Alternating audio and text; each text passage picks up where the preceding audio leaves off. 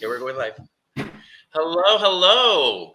Welcome to Wake Up to Your Life Magic. I'm your host, Dr. Helmut Lucero Love, and I am so excited today because we are continuing in our mission to elevate our leadership in this world through conversations that we're not having. I'll remind you that you can check me out on the book at wakeuptoyourlifemagic.com or check out at Wake Up to Life Magic and learn more. Check it out. But today, I am so excited because I have with me none other than Rosa Yupari. Rosa, how are you? Oh, I am so excited to be here. Very excited. I am so happy to have you. And Rosa, where are you from? I'm originally was born in Lima, Peru, but I've been living in Austin, Texas for many decades now, and I love it in here. Yes, Texas. That's my home state. So totally relate. Born and raised Texas.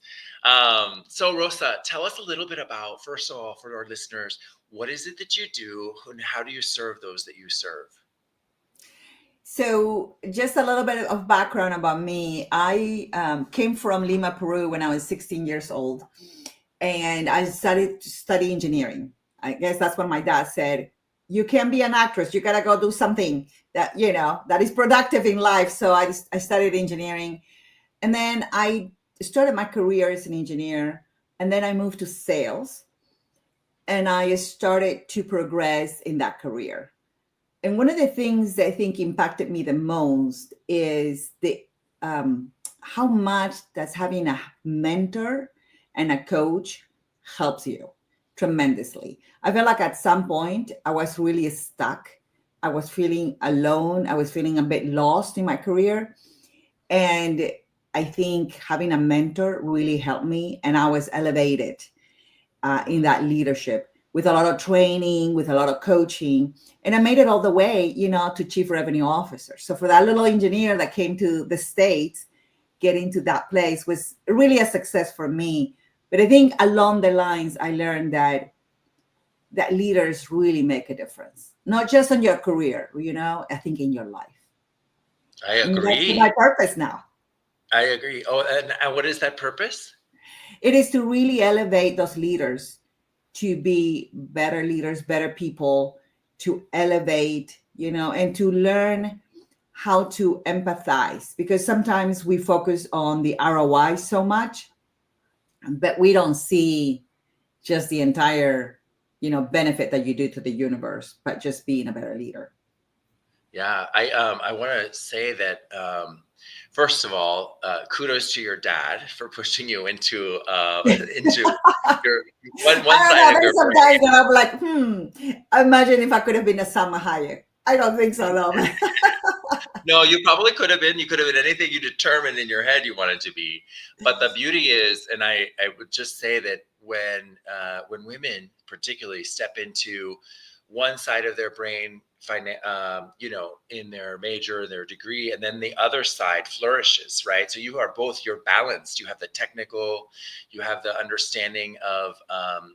One aspect, and then you have the interpersonal, right? And the leader has both, which is just great to see in someone like you and in many others, male or female, who choose to practice in both arenas, right? And Yes.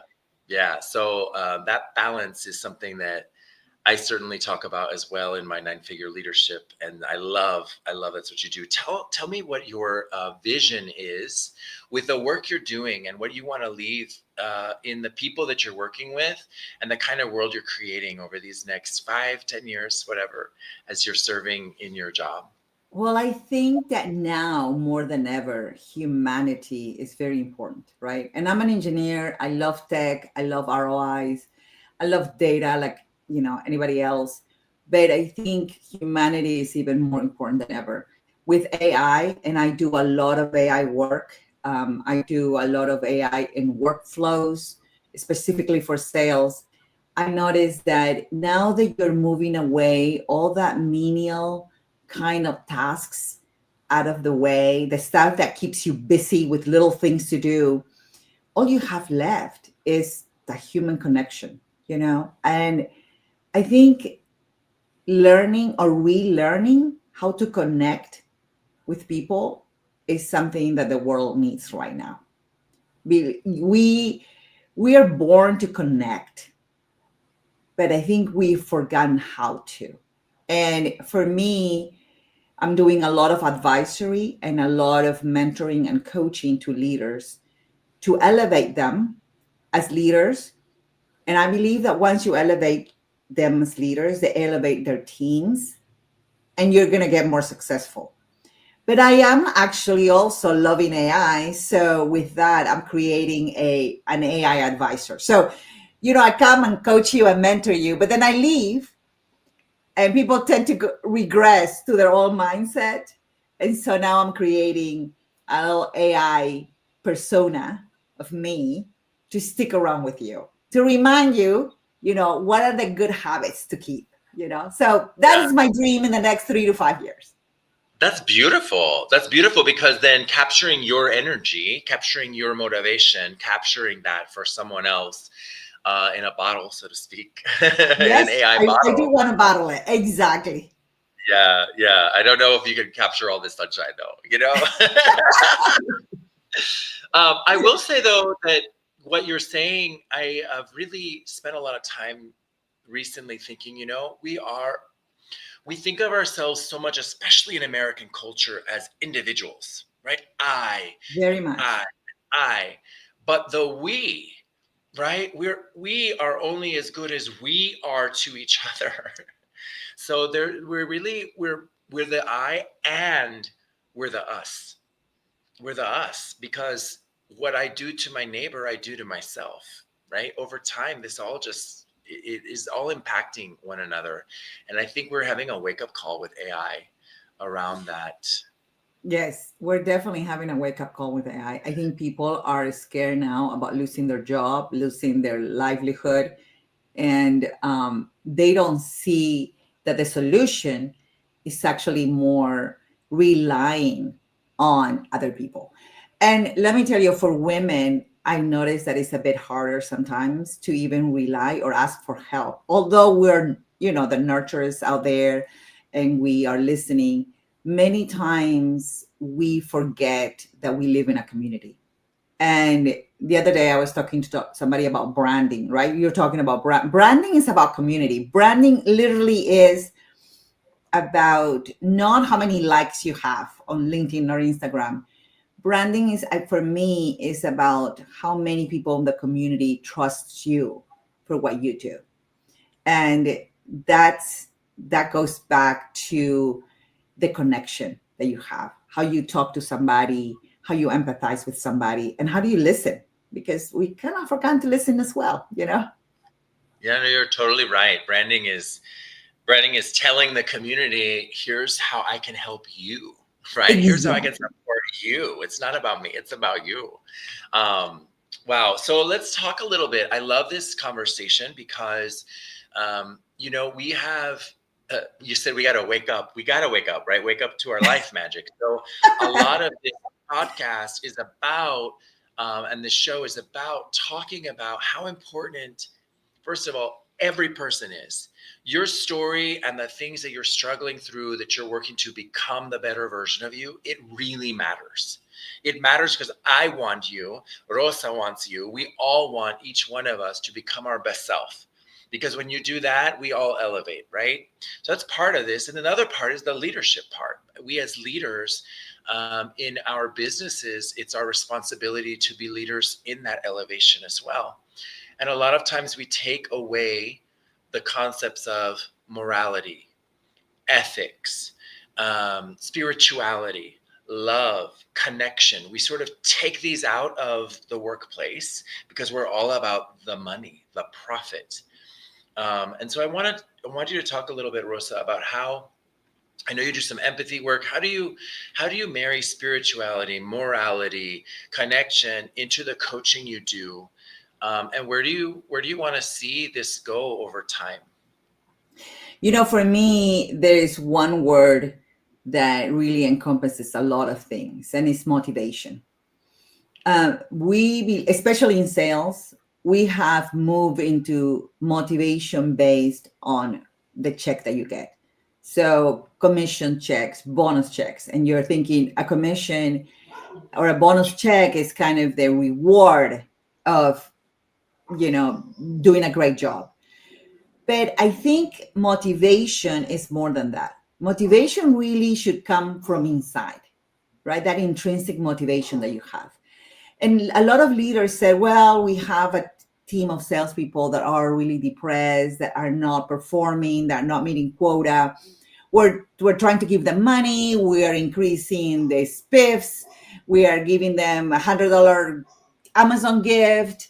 They're moving around with a lot of external prices, and they're thinking it just helps a little bit, and they go back the same way. And I think what happens is we don't know how to motivate people. I'm talking motivate people like a good coach does, right? That it comes that you want to do it because it just makes you feel good. And to be able to motivate somebody, you have to learn what's important for the other person. But we're too busy to figure out what's important for the other person. So one of the things that I teach about motivation is if you want somebody to be motivated to get to the goal, you have a big influence in it. And they actually come back to me and they're like, well, motivation, if it comes from inside, how can I help? Right. And it is three things. It is understanding the purpose of that person. We all have a purpose, right? And we hide it sometimes, or sometimes we don't work on it because we're so focused on we're going to have to pay the bills.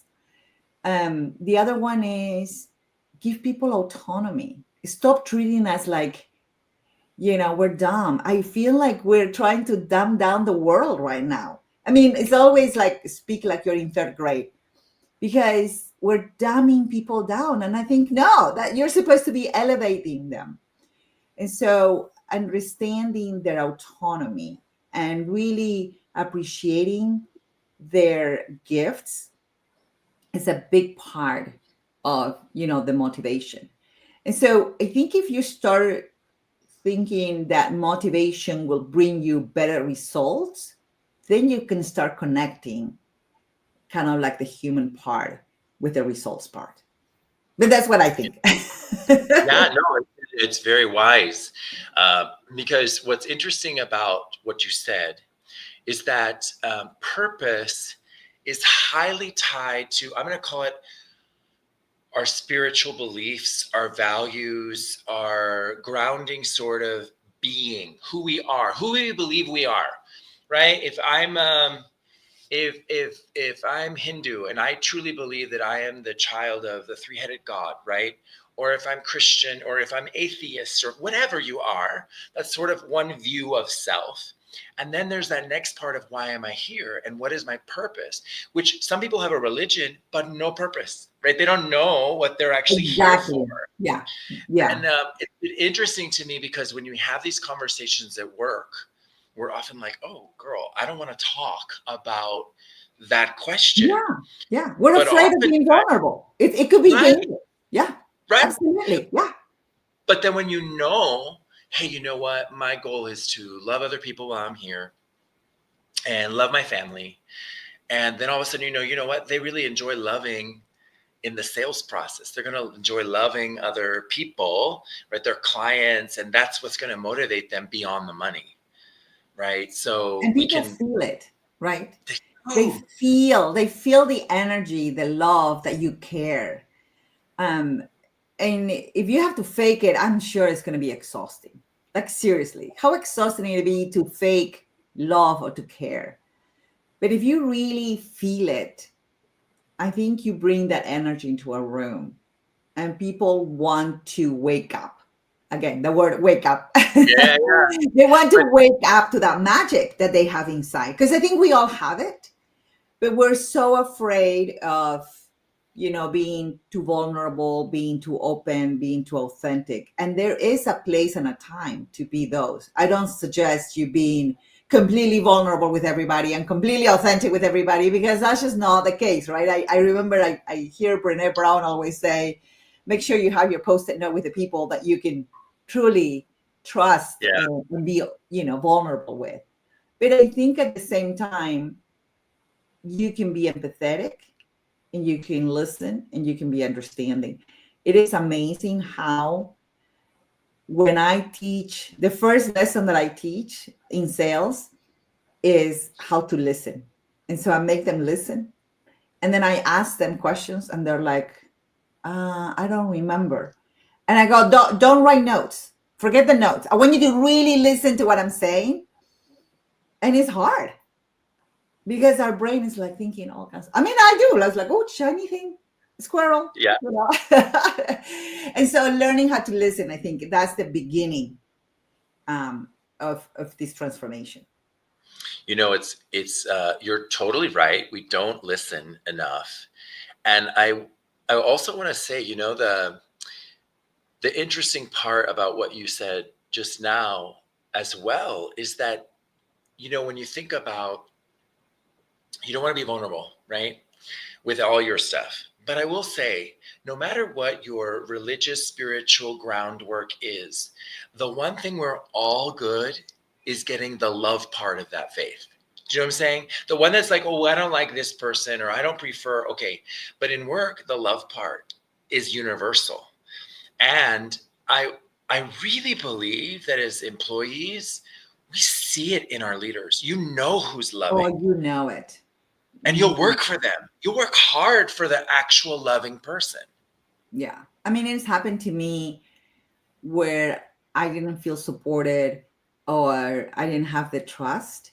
And once that trust breaks, it's hard to give it all. And I always say, I think I invented quiet quitting because I started doing it back in the early 2000s when it wasn't fashionable. You and me both, girl. You and me both. Because, you know, when you're selling and you're putting yourself out there and you're getting rejected and you're giving it all your energy, knowing that somebody doesn't have your back, which is key, right? You feel like, I don't want to go and risk me out there if I cannot feel safe in here. And so you start to you start to do a little bit less. You're trying to figure out how can get away with, work just enough to meet something just enough, but never give any more. Yeah. And that's where you protect yourself. You start putting walls. You limit your potential. And guess who hurts the most with that? It's the company. It's the leader. I mean, right, you're right. You're protected, right? And you are helped. But at the end of the day, if you're thinking about an The company. employee, Yeah. Mm-hmm. it's hurting the company because you're not gaining their maximum potential because they're all protected, right? They're like, okay, I'm just going to do this. I'm going to stay here. Not going to get away, don't go off my lane. People are like, stay in your lane, stay in your lane. And you're like, okay, I'm going to stay in my lane, right? I could go a lot faster, but you're putting 30 miles per hour and I'm a Ferrari, but you want me to go 30 miles an hour. So this is where I'm going to be. Eventually, though, I have to tell you, just being a Ferrari, I'm like, oh, forget it. I can't. I'm bored here in this 30 miles per hour. You gotta go. You gotta go. But you know what's interesting is I'm going to go back to this masculine feminine balance for a second. So I noticed this. I was in a financial conference. Okay. And they had one day where the female leaders were coming out to speak. And the other day was the typical, like the guys. And it was fascinating because this was about sales, right? The women were all talking about growing, serving, supporting, from a sales perspective, celebrating. And the energy was completely different. The men's session, that men-led session, was about killing, destroying, conquering. It really was. And I was like, wow, completely different. And when you think about it, if you're just like, go get, and you're not having the support as a salesperson from your leader, that you need both. You need go get and I gotcha. Right? Yes. And, it's interesting. I think if you look at sports, because I relate sales to sports a lot, Mm-hmm. the best technical director, like, I watch a lot of soccer because that was the sport I grew up with.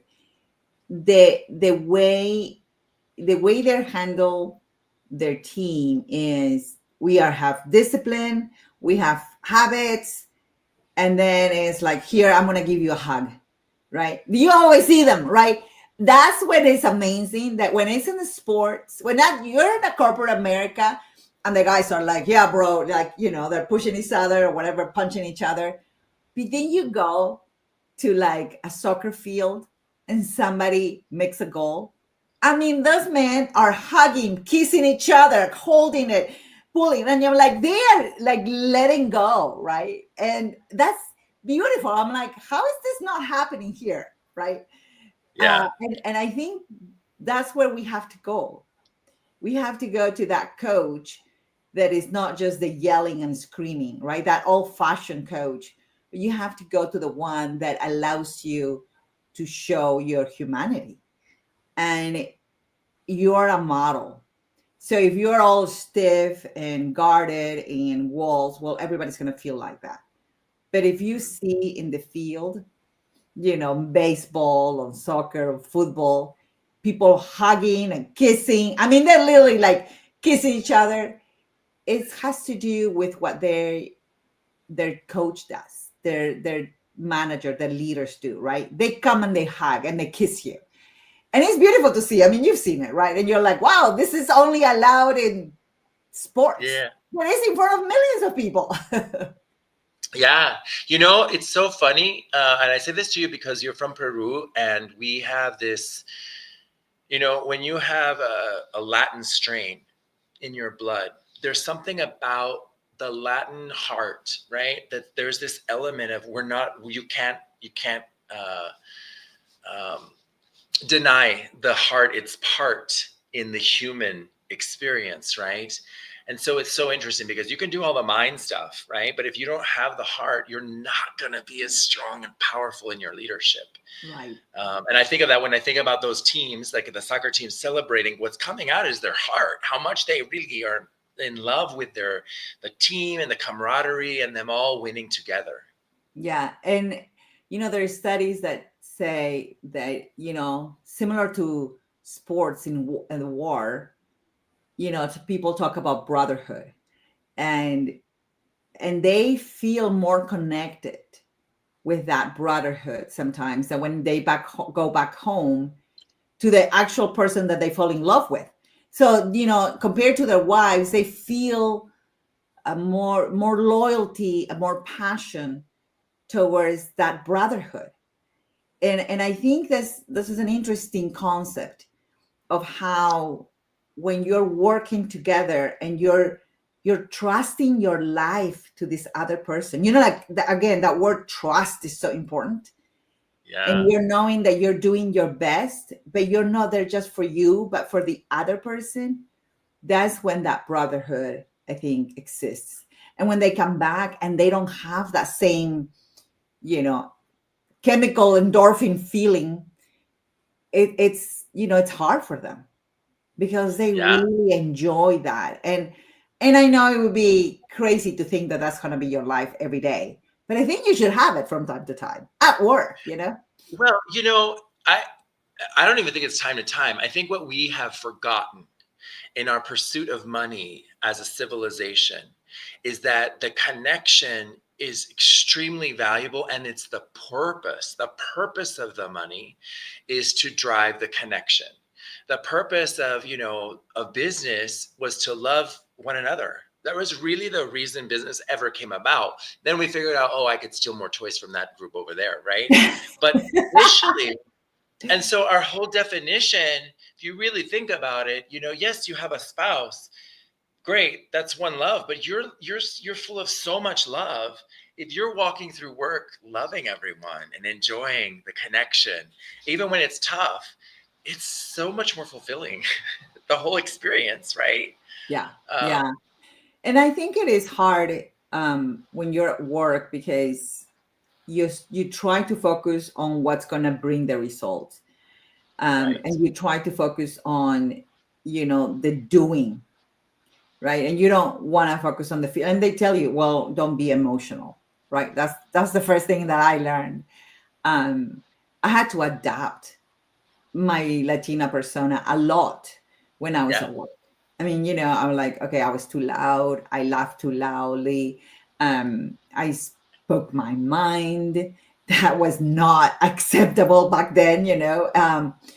And I defended myself. So of course you did. Of course you did. I mean, I grew up with four brothers. I mean, I'm gonna trash talk just the same as you will, right? And Yeah, so they were taken back and they're like, well, is that your position? You know? And it was hard to be me. I'm not going to lie to you. It was very difficult to be 100% Rosa. So my volume was always somewhere between 7 and 8. But I had to adapt, and it's okay too. It's okay to yes, know that sometimes you have to adapt to, your surrounding. And that is why, when I get out and I have friends, I choose them carefully because they need to accept me at 100%. yeah, And so not everybody, you know like somebody else one time, told me that being an acquired taste is something. At the beginning I thought, I felt like an insult, right? Like, because you want to be mm, loved by everybody. But knowing that I'm an acquired taste, it's okay. It's okay that I am different. Um, and it's okay that I am not the same. And it's okay to just have a few people really love me the way I am. For everybody else, if I have to work with you, then I will adapt. And so I wish life would be so wonderful that everybody would accept me at 100%, but that's not the case. So I kind of know that already. I mean, I don't know how about you, but that's my experience. yeah. I would definitely say that that's true. Um, I would also say that um, as a leader, I'm setting the culture, and Hmm. I got used to I'm setting the example. And actually the most magnetic thing, and I'm talking about, I'll use the example as in a $250 million business at IBM Watson. I'm responsible for the product strategy, and there are, I call it, snakes and daggers all around, right? Because the politic, right? And the people. And you We're know people, what? so it's going to exist. Right. But what cuts through that is love. When you actually care about every person as you're meeting with them and engaging with them, and you don't vilify anyone, they don't even know what to do with it. It's disarming. All of a sudden, they're giving you information they never thought they would give you. They're telling you how to do things, and I think that's true with clients, customers. If you, no matter what they do, if you decide I'm going to demonstrate this, people see it, your leaders follow, right? And you attract good things. You attract information. You attract the client. You attract grace. The client's pissed off at you. They want to cancel a contract, but you go in and genuinely show and demonstrate love. Oh my gosh. Now the salesperson is like, oh my gosh, thanks so much. Because I was always the product guy. So the authenticity and the connection at any layer is going to have tremendous value. Totally.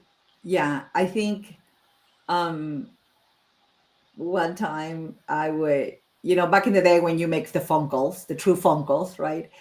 I will pick up the phone for a client, Yeah. Yeah. and I will pick up with a smile. I'll be like, you just know me. Hello, this is Rosa. And they're like, why are you smiling? And they could tell that I was smiling. Just, they were in Houston and they could tell that I was smiling. And I would tease them. I'm like, you're calling me to probably give me a purchase order. Why wouldn't I be happy? I'm excited. And they laugh. So it's funny how the moment that you make somebody laugh, or you do a little, not a lot, but a little bit of self deprecation, it's contagious. Yeah. There is nothing like making somebody laugh. And so my colleagues would ask me, how is it that you're always getting the lunch meetings? How is it that you're always getting the dinner meetings when they're always busy for us? And one time I said, well, let's go ask Lou, see why he always giving me the meetings instead to you. And so we asked him, and he said, because I'm going to have fun, because I'm Yeah. bored here doing this stuff. And then she comes and she's making us laugh, making us feel funny. And, she's asking the stuff, but it's how I make them feel Yes, yes. It's how during you the make time people of feel. business, during Hmm. the time of dinner. They know that I'm there to sell them, but at the same time, they know that I care because they can feel it. And so at the end of the day, it's like Maya Angelou says, right? It's not what you say, it's how you make them feel what really works. And every time somebody asks me for my secret sauce in sales, I said, content is 50%. What you're saying is 50%. It's your tone, your enthusiasm, your belief. That's what really sells. Agreed. Agreed. Beautifully stated. So let me ask our two wrap up questions that I love to ask. So, one is, you sound amazing, just like many. And the reality is, all of us have vulnerability in our business. All of us have something we're working through. So, I love for people to see or hear something that you're struggling with in your current business, so that it just helps people feel like they're not alone. Oh, I can go on forever because I have a bunch of those. One of the things that happens, the economy is up and down, and there's a lot of uncertainty out there, and doubt sneaks in a lot, Mhm. right? Not all at the same time, but sometimes you're doing great, and then that doubt starts to creep in, kind of like that Spider-Man and that black thing that keeps coming up, and having to reset and having to say it's okay. Today, I live a lot for today.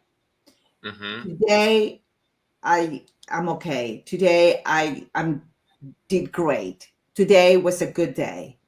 I don't know if tomorrow is going to be, but doubt will come, and be compassionate and love yourself. Sometimes you want to say, why am I feeling insecure? It's okay. Those are good feelings, right? It's a feeling of, it's what, you were born, and the human body has to just knowing, hey, there could be danger out there. And just take it easy and just tell yourself there is no danger out there, right? Yeah. Just talk to yourself, be very compassionate, because that's very important. And the other part is, I have to stop comparing myself to everybody else. That is the other part that creeps in, that competition in me that got me to where I am. Is also, how the Enneagram always tells you, what is your strength is also your weakness. That competition, sometimes you start comparing yourself to, um, well, that person has 12,000 impressions, and I worked so hard in this blog and I got 30. And so that constant comparison, my neighbor just bought this and I'm not, Yeah. that creeps in. I mean, I don't care how perfect and how spiritual you are, you're always comparing yourself to the person right into the next pew, right? Like, so I think those two things are things that I have to constantly keep in check for me. Yeah, it's interesting because as you spoke, right, it is you have I'm going to call it a feeling that isn't great, like I'm not feeling great today or whatever, and oftentimes it is tied to a thought, right? Like the neighbor got this and I'll never get that, or whatever it is, Yeah. right? Yeah. And the truth is, you're often saying something in your mind that is not true. Usually, I had a mentor once that taught me to. He's taught me to touch the tree. Is that really true? You're never this or you're never with, and if you can see that that's not true, I'm choosing this feeling. I'm choosing the wrong feeling. Why don't I choose the other feeling? Feelings are the groundwork for your thoughts, beliefs, and actions. And that's why what you said earlier is true too, right? The Maya Angelou, hey, your feeling is what they'll remember because their feelings lead to their thoughts and their actions. It's the feelings It that are is so. all, and in sales, I say this, and many CEOs look at me like, what? When I say decision making is about feelings. So it's an Mhm. emotional stuff. And I have done a lot of studies in anatomy, to understand, like a lot of neuroscientists have done many studies that when you're thinking and you're making a decision, right? um, the first reaction that comes in, it's the fastest reaction. I love this book, Think Fast, Think Slow. The fastest reaction is the intuition, it's the feeling, right? And then the think slow part of the brain, it starts to rationalize. Well, is that a feeling? Is that true? Do I really need that car? Yes, I need that very expensive car. Do I really need that huge vacation? Oh yeah, I need to rest myself, and I really need. So your first decision is the emotional part, right? You think fast. You can't help it. I don't care if you're super um analytical. Like people go, oh, I'm so analytical. My decisions are always your database. And I'm like, Yeah, yeah. you're contradicting the neuroscientists. I don't know if how special are you? They be different than every human being. And when I try to tell them, no, the data part comes after, right? And that's how we're wired.